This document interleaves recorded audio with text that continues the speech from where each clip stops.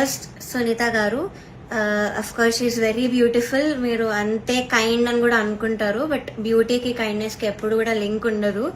So okay, మీరు observe చేయండి, first episode నుంచి కూడా ప్రతిసారి నేను స్టేజ్ మీదకి వచ్చిన ప్రతిసారి వాడు ఒక ఫేస్ ఇస్తారు, అది ఎవరికి పెట్టరు ఆ ఫేస్, బట్ ఓన్లీ నాకు ఆ డిస్గస్టెడ్ లుక్ పెడతారు ఫేస్ మీద. ఇది యాక్చువల్లీ చాలా మంది వెల్ విషర్స్, నా ఫ్యాన్ పేజెస్ అందరూ కూడా నన్ను అడిగారు ఏమైనా గొడవ అయిందా అని, ఇలా చాలా మంది అడిగారు ఎందుకు ఆవిడ ఇలా ఫేస్ పెడుతున్నారు మీరు రాగానే అని. బికాస్ నాకు అప్పుడు తెలీదు, నేను ఏదో అలా ఆలోచిస్తున్నాను, వీళ్ళందరూ అలా ఆలోచిస్తున్నారేమో అనుకున్నాను, నాకు తెలియదు అప్పట్లో. I didn't realize. నాకు ఎప్పుడు క్లారిటీ వచ్చిందంటే అంతరామమయం పాడే ముందు సౌండ్ చెక్ అయ్యేటప్పుడు ఇన్ ఇయర్స్ పెట్టుకున్నాను, అండ్ ఆవిడ దగ్గర ఒక మైక్ ఉంది, అది ఆన్ ఉంది, అది పాపం వాడికి తెలీదు, మైక్ ఆన్ ఉంది, నేను ఇన్ ఇయర్స్ పెట్టుకున్నాను.